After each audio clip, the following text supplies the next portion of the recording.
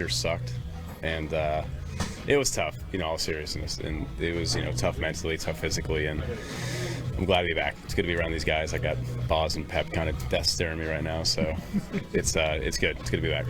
No restrictions at all, 100% ready to go. So I've been told. I feel good, ready to go, and I actually got a bullpen today, so I'm excited to show the world.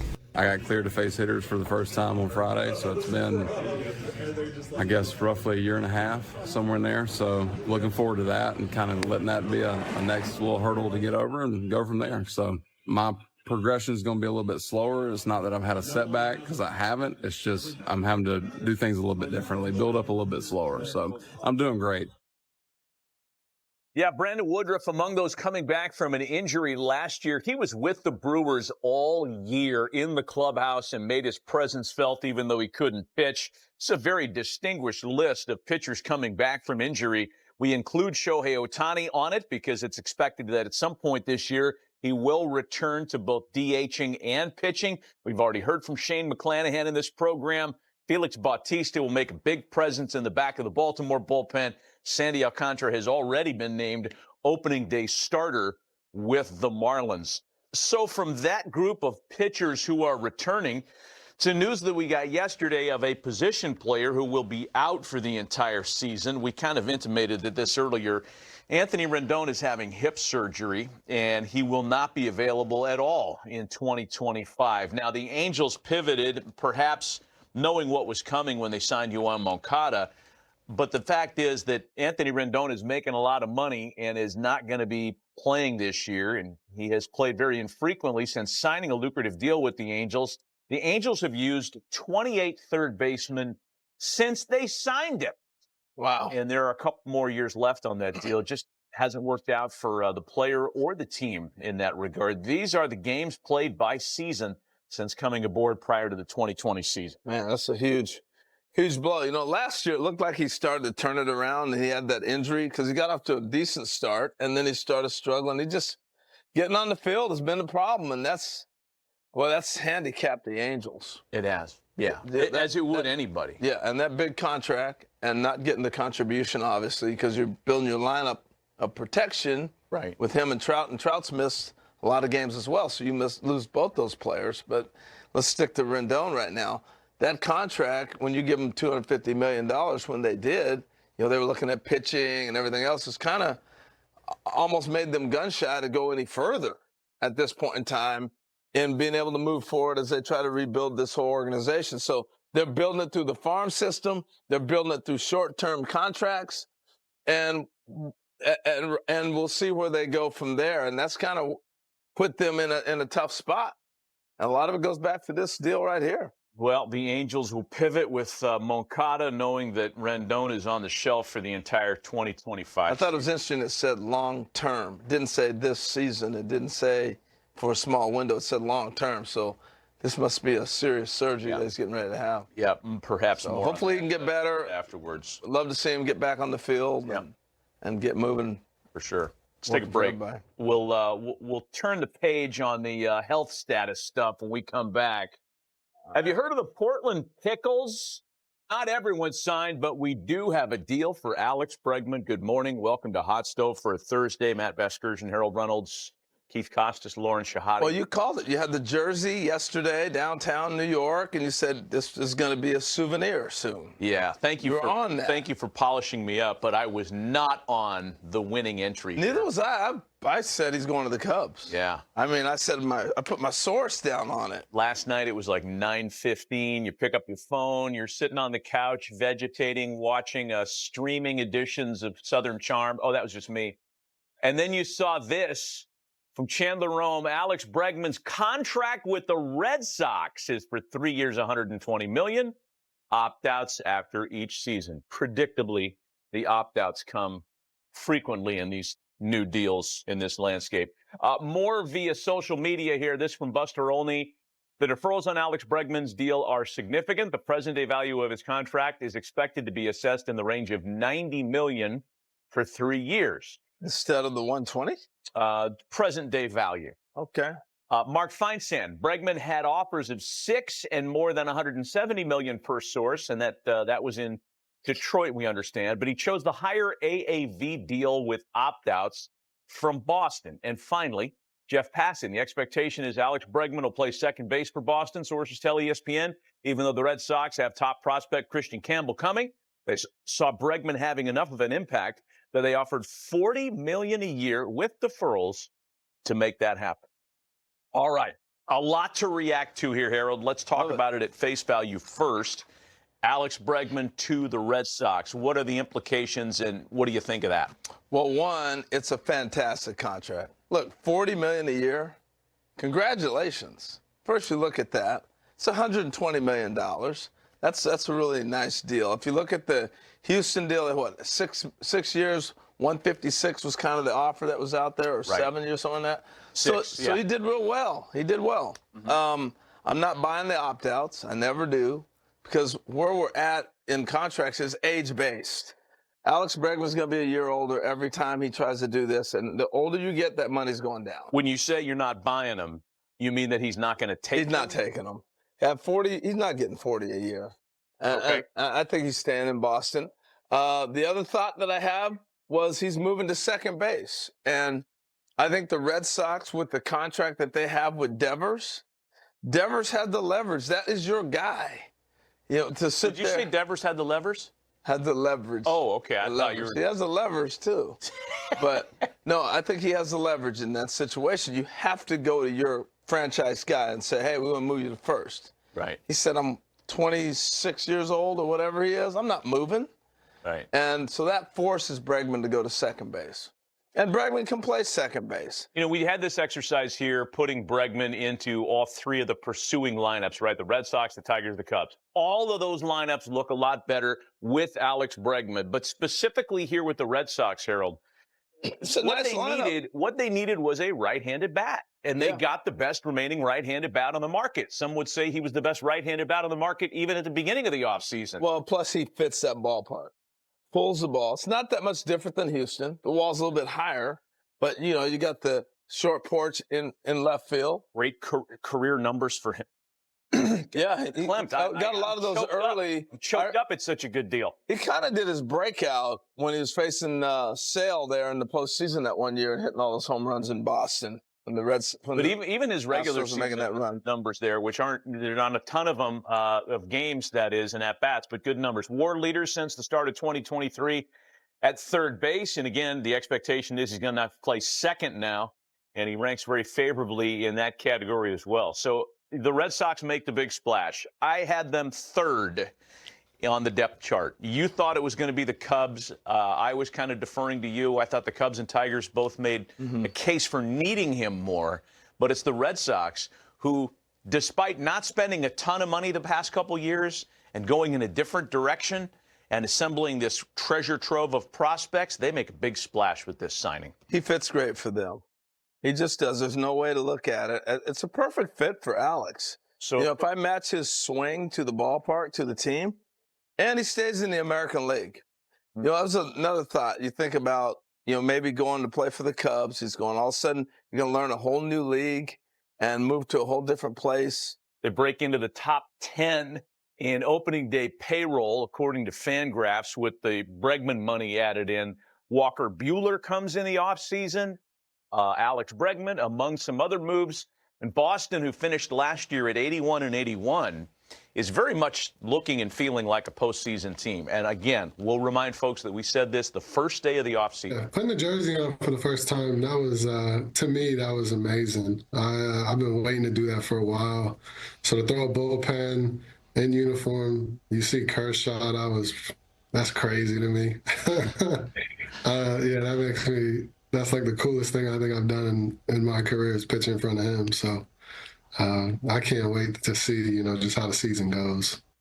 So the Dodgers and Cubs starting their season in Tokyo. H is going in order to get you ready. I have a game. Of course I do. Great. I have handouts. This is a map of Japan. You're going to tell me. Damn.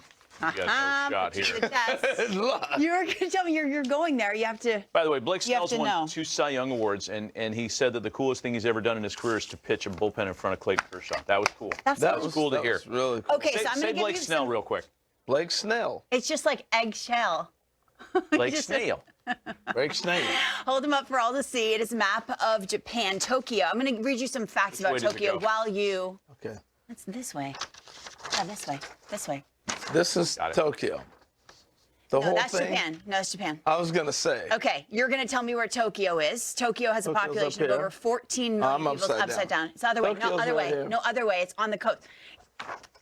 Whatever. It's up Exactly here. how I thought it would. Tokyo? The first city in Asia to host No. a Summer Olympics. It has been ranked the safest city in the world. And you guys have competition. While you find Tokyo on a map, Shota Managa's Just going to did. try. Roll. I thought it was something. That's not it. It's not. Yeah. Whoa. Whoa. That's perfect.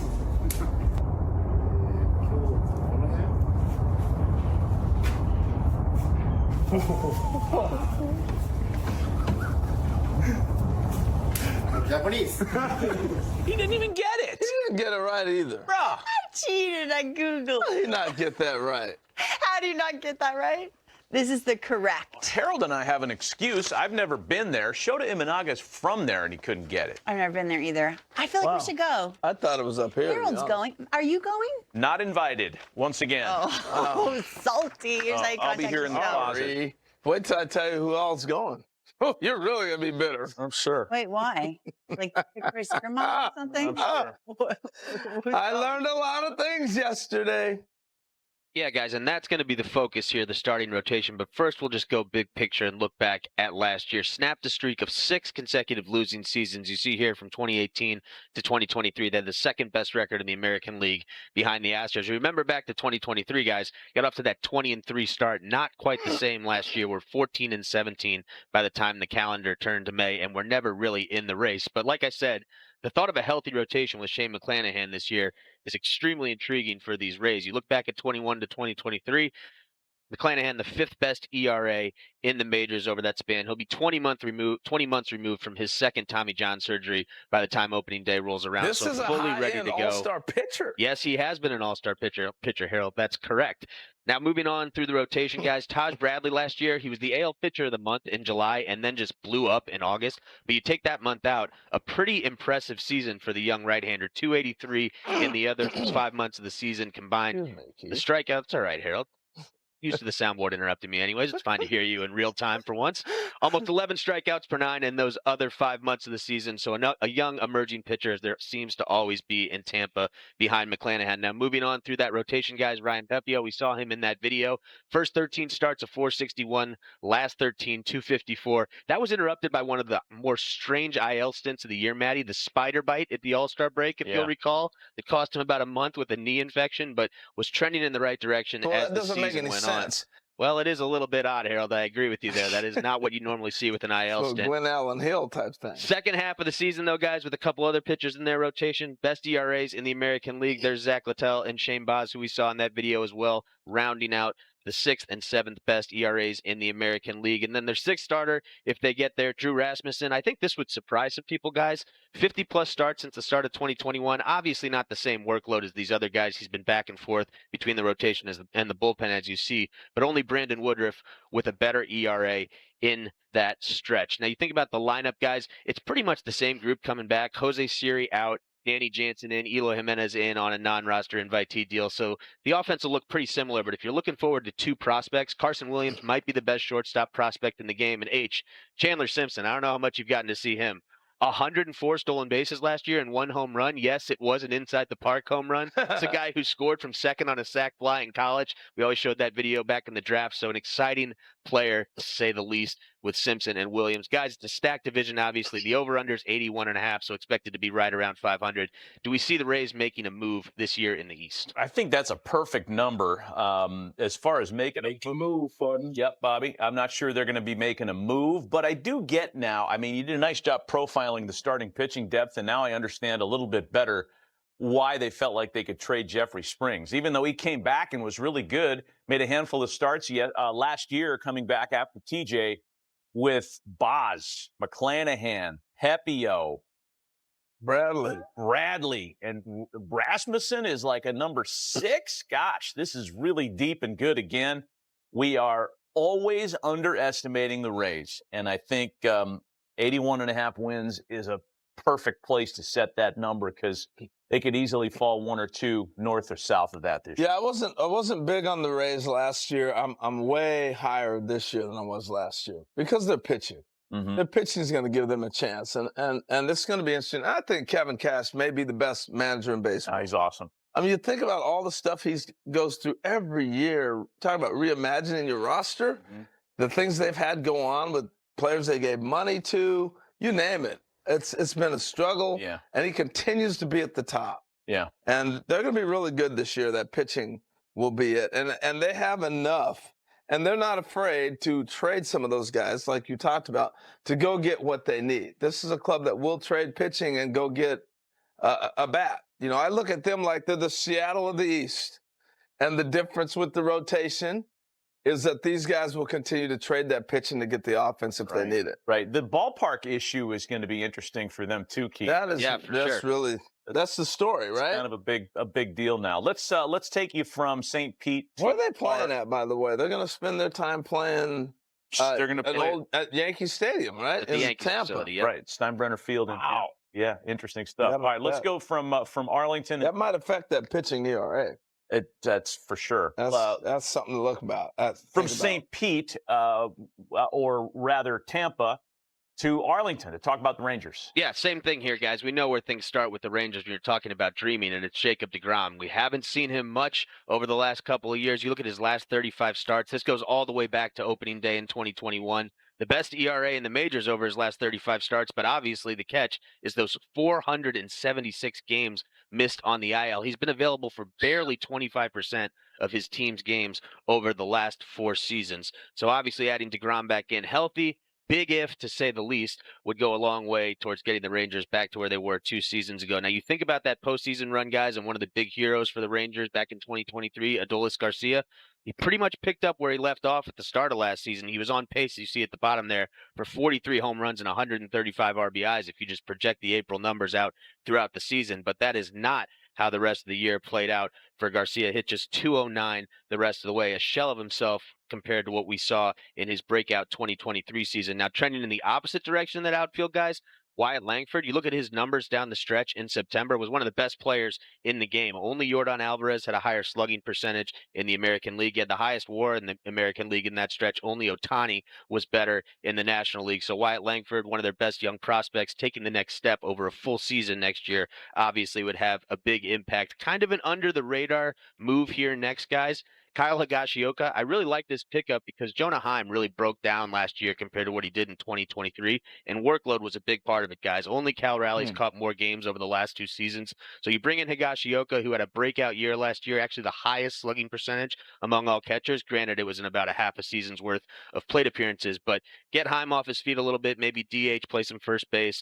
Keep him more durable, and Higashioka pairs with him to give them a nice tandem behind the plate. Those guys probably going to hit at the bottom of the order. Another guy who's going to hit at the bottom of the order, a little under the radar. How about Jake Berger? I think people would be surprised to see where he ranks on this list. One of the bacon here is terrible, though. I don't know what the bacon has to do with any of it, Harold, but he has hit a lot of home runs and very few at-bats. And you see the company he's keeping here between 2 of the bigger free agents of the offseason in Juan Soto and Anthony Santander.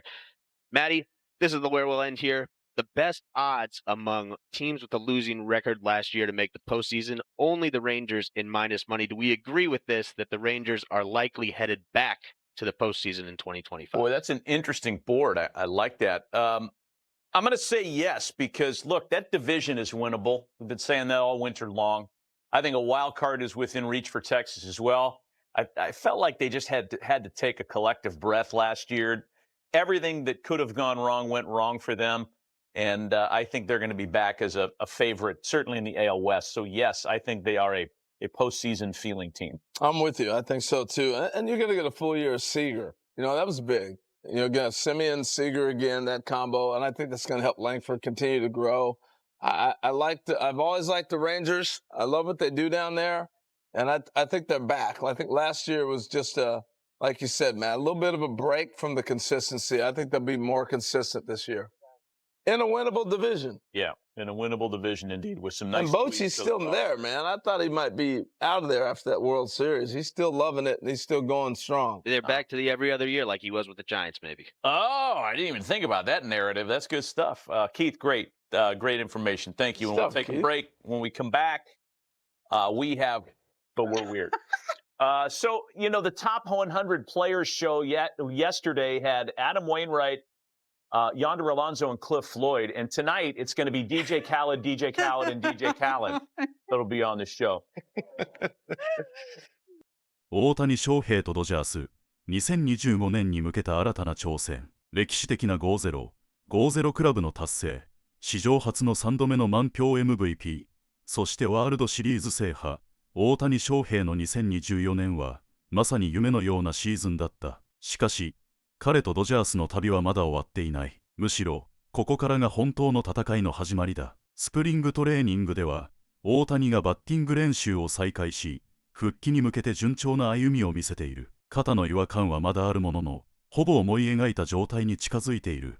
と語る彼の表情には、自信と決意が感じられた。ドジャースの一員として、また新たなシーズンに挑む大谷の姿を見るのが今から楽しみでならない。さらに、今シーズンからは佐々木朗まれという新たな才能が加わった。彼の初ブルペンには多くのメディアが集まり、その注目度の高さを証明した。初日は、思うように投げられなかった。としながらも、分厚い才能とメジャーへの適応力の高さを見せつけた佐々木。ドジャースのピッチングコーチ陣、そして大谷、山本といった日本人エースたちのサポートを受けながら、彼がどのように成長していくのか、期待が高まるばかりだ。そしてブレイク、スネルも新たにドジャースに加わり、ワールドシリーズ連覇を狙うチームにさらなる厚みをもたらす。私は殿堂入りを狙っている。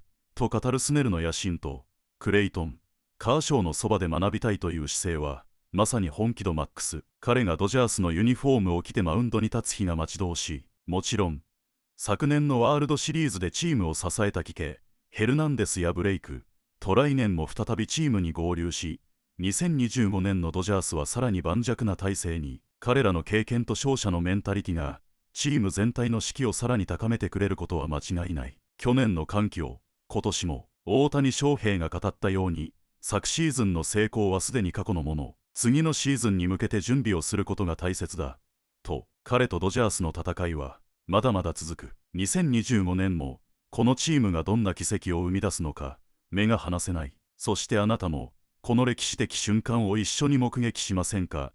ドジャースのシーズンを追いかけ、大谷翔平や佐々木朗まで、スネル、そして全選手たちの活躍を見届けよう。このチャンネルをフォローして、最新情報をお見逃しなく。あなたのコメントも大歓迎。大谷翔平やドジャースに期待すること、見たい試合、そして応援メッセージをぜひコメント欄に残してください。2025年シーズン、さあ行こう。